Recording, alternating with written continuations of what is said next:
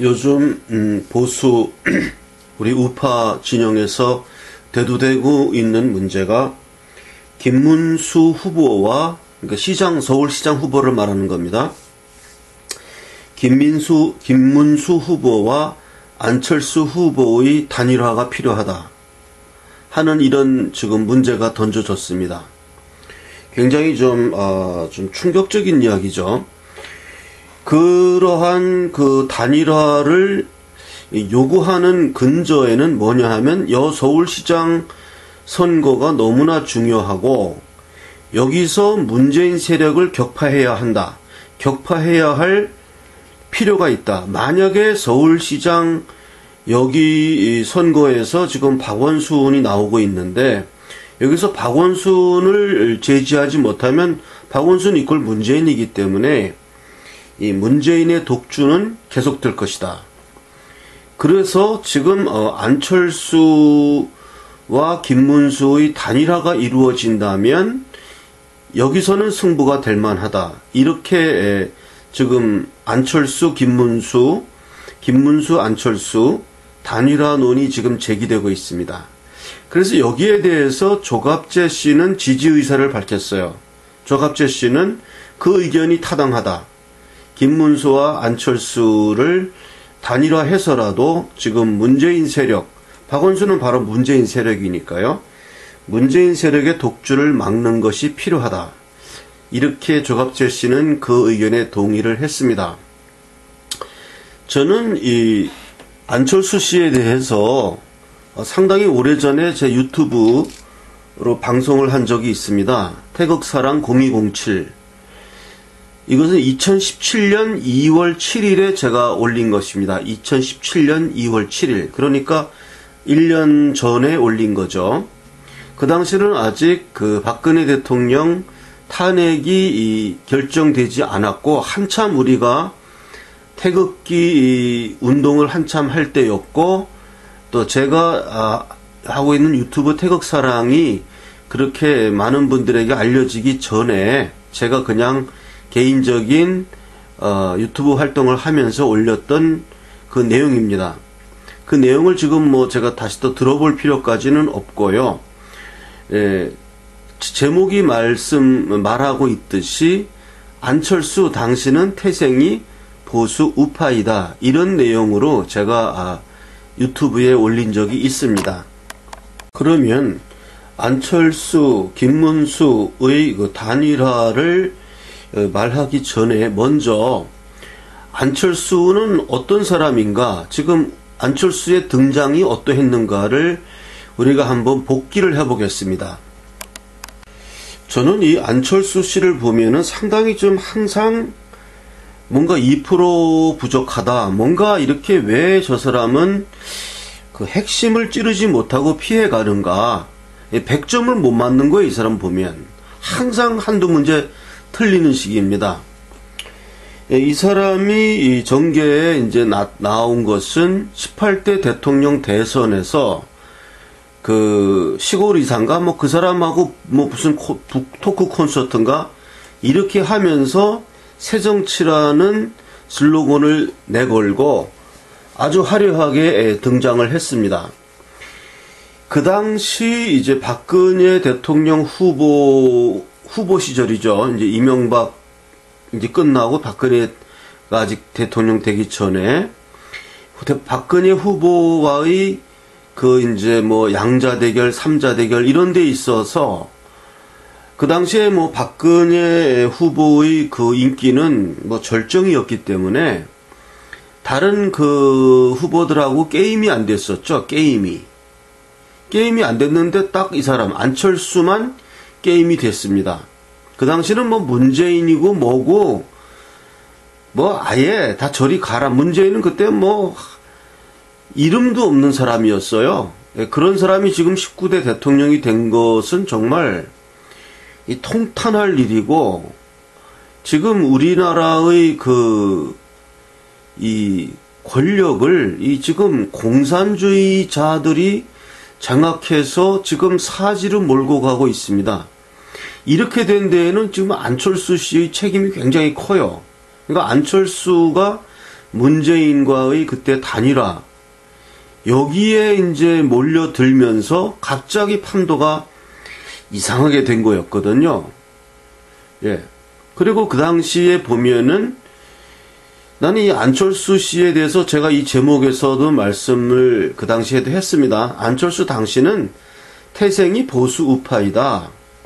원래 생긴 게 보수 우파고 서울대 의대를 졸업했고 의사생활을 했고 이런 사람이 언제 좌파라고 무슨 그런 좌파적인 그 대열에 합류해서 활동을 했는지, 제가 이 방송을 할 때 제가 한 내용이 뭐였냐 하면, 안철수 당신은 태생이 보수 우파니까 빨리 거기서 간두고 이 태극기 진영으로 이렇게 투항해라.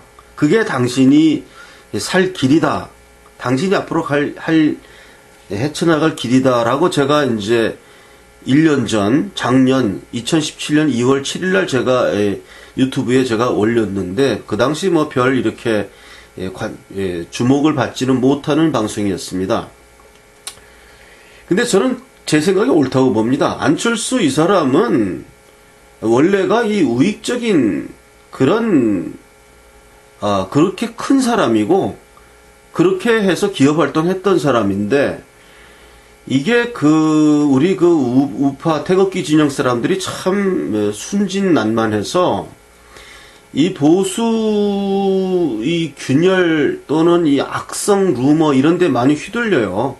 그래서 19대 대선 하면서는 안철수가 또 좌파다 뭐 이러면서 사람들이 많이 해서 결국은 문재인 대 안철수와 홍준표가 이렇게 거의 대등하게 갈라지면서 문재인이 독주하게 되는 일이 왔거든요.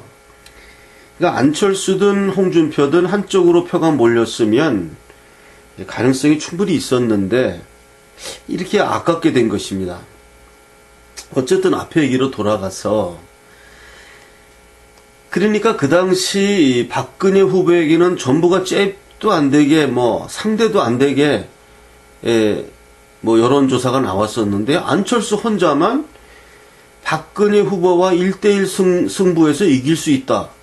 나는 이러한 놀라운 여론조사를 일으키는 그런 후보가 안철수였어요. 근데 그 사람이 무엇 때문에 문재인이라는 이 악의 세력, 악의 축이죠. 부시 대통령이 얘기한 악의 축. 이 악의 축에 걸려들어가지고 자기 있는 모든 걸 다 뽕 빨린 거예요.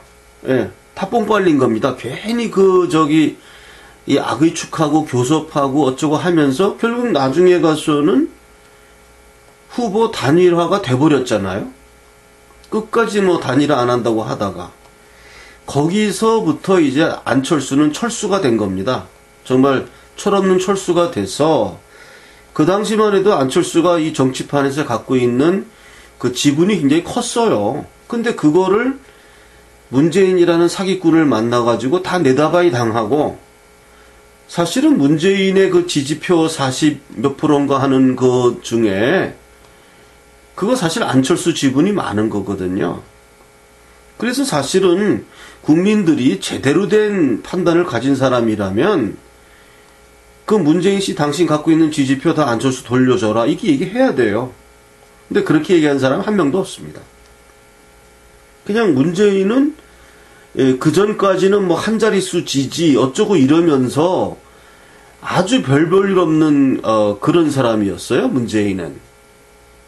그런데 그때 당시 안철수와의 단일화로 하면서 이제 단일 후보로 올랐으면서 박근혜 후보와 박빙의 승부를 해가지고 갑자기 커진 겁니다, 이게. 그러니까 좌파들의 이 선거 전략이라는 게, 노무현도 마찬가지입니다. 노무현도 그때 이인재 필패론이라는 이상한 음모를 꾸며가지고 제주도부터 뭐 국민 경선이다 이렇게 해가지고서는 갑자기 몰아치기를 해버렸거든요. 그러니까 사실은 그 전까지 노무현은 존재도 없었습니다. 이인재가 야권의 강력한 후보였습니다. 예. 우리 국민들은 그거 다 잊어먹었습니다. 우리는 지금 너무나 이 역사를 빨리 잊어버리는 이 병에 걸려 있어가지고요. 이 병을 고치지 못하는 한 우리는 내일이 없습니다. 과거를 너무 빨리 잊어요. 그 당시 이인재 앞에 노무현은 아무것도 아니었는데 이인재 필패론이라는 걸 내세우면서 제주도 경선부터 해가지고 그때 그 당시에 이인재 씨가 이거 음모론이다 이거 제기했죠. 국민 경선이라는 게 음모론이다 이래가지고 예, 그때 그 경선에 불참을 했습니다. 이인재 씨가. 예, 불참 선언했다가 나중에 이제 불참 선언을 철회하고 나중에 이제 서울 쪽에 경선에 참여해서 패했죠. 노무현에게. 그래가지고서는 갑자기 노무현이 커졌어요. 똑같은 현상이 문재인과 안철수에서 나타났습니다. 그러니까 참 안철수를 보면 제가 참 저 사람은 참 사업은 잘했는지 모르지만 이 정치판, 이 야바우꾼들이 판치고 있는 정치판에 너무나 좀 철없는 사람이다 하는 생각을 저는 그 당시에 많이 했었습니다. 결국 그래가지고서는 안철수는 자기 모든 지분을 문재인에게 다 이렇게 도둑맞고 빈털터리가 되고 말았죠. 그래가지고 그다음부터 안철수가 좀 똑똑해졌어요, 보니까. 그다음부터 이제 안철수가 이제 깨달은 건 뭐냐 하면, 아, 여기는 더티 플레이를 해야 되는구나. 나처럼 뭐 이렇게, 예? 페어 플레이 하다가는 뼈도 못 치린다. 이거를 안철수가 깨달은 거예요. 예. 다른 사람들은 그 옛날부터 깨달았거든요. 더티 플레이 하는 거다. 정치라는 거는. 그럼 문재인 같은 사람은 뭐 그냥 더티 플레이로 그냥 일관된 사람 아닙니까? 그리고 결국 대통령 됐어요. 그러니까 안철수도 그걸 많이 깨달아갖고 요즘은 같이 더티 플레이를 하지 않습니까? 그래서 그 더티 플레이가 통해요. 우리나라 이 정치 풍토에서 원래는 더티 플레이 하면 이게 매장돼야 됩니다, 이게. 그래야 이게 제대로 된 나라인데, 뭐 솔직히 말씀드려서, 개돼지판이에요, 그냥. 그러니까 그 더티 플레이가 통하는 거예요. 문재인이 얼마나 더티 플레이를 했습니까? 그 당권 잡고 있을 때 당권 내놔라. 그 당시만 해도 뭐 그 당시 그 새누리당이 엄청난 그 의석을 갖고 있었고, 그게 작년 재작년인가요? 벌써? 그 국회의원 선거에서 뭐 무성이 옥새 들고 나르샤 뭐 이래 갖고서는 갑자기 뒤바뀌어 갖고 오늘날 이 난장판이 된 거거든요. 그 전까지 뭐 빨리 문재인 내려가라 뭐 친노를 전부 다 언제까지 친노하냐 이러던 시절이었어요 그때가. 근데 순식간에 얼마 안 걸렸습니다. 한 6개월도 안 걸렸습니다. 그 사이에 갑자기 뒤바뀌더니 친노는 친노 청산 이런 얘기는 쑥 들어가고 지금은 친노를 넘어 뭡니까? 차라리 친노라면 다행이에요. 친노를 넘어 지금은 김일성주의자 주사파 시대가 되고 말았어요. 친노 정도가 아니고. 여기에 안철수가 이용당한 사람이죠. 안철수가 일조를 했다기보다는 철저히 이용당하고 철저히 자기의 지분을 빼앗기고 완전히 이제 단물 다 빨아먹은 껌 뱉어버리듯이 그렇게 된 게 안철수입니다. 이제 거기서부터 안철수가 시작하는 거예요. 이제 더티 플레이부터 배우고, 이건 뭐 약속이고 뭐고 할 필요가 없는 판이구나. 이걸 안철수가 아주 깨달은 거예요. 그래가지고 이제 뭐 새정치 이런 얘기 지금 안 하지 않습니까? 안철수가? 새정치 하자. 왜냐면 본인 자체가 이제 새정치를 벌인 지 오래됐고, 지금 뭐 정치판에 들어와서 보여준 안철수의 행태는 전혀 새정치하고는 아무 관계도 없는 사람이죠. 예, 그래서 어쨌든 이제 헌 정치를 하게 됐는데, 그게 통하는 거예요, 지금. 예. 그래서 지금 안철수가 서울시장에 도전해서 될 확률이 상당히 있습니다, 지금. 그 윤창중 씨 같은 분은 뭐 대통령 후보로 대선 출마했던 사람이 무슨 서울시장이냐, 이게 말이 안 되는 얘기다라고 비판을 하지만 우리나라 풍토에서 그런 비판이 먹혀 들어야 돼요, 사실은. 국민들이 그 얘기를 딱 듣고, 아, 맞아. 대선 후보 한 사람이 무슨 서울시장이야. 이렇게 생각하는 사람이 많아야 됩니다. 그런데 그렇질 않아요. 안철수 같이 자기 이름새를 해가지고 서울시장 후보로 나오는 게 이게 먹힙니다. 이게 통합니다, 이게. 이게 우리나라 현 주소예요. 예. 우리나라 현 주소입니다, 지금. 자, 어쨌든 사설이 길었습니다. 그래서 저도 사실 그 조갑제 TV를 보면서 그럼 김문수하고 안철수하고 단일화해가지고 이 단일 후보가 문재인 세력을 서울시장 선거에서 저지할 수 있다면은 그 길을 가야 된다는 것이 조갑재 씨의 의견이었거든요. 그래서 저도 이제 나름대로 생각을 해 봤는데, 이 굉장히 어려운 문제래요. 어려운 문제입니다. 그래서 제가 일단 여기까지만 방송을 하고, 그러면 과연 김문수와 안철수는 단일화를 해야 될 것인가?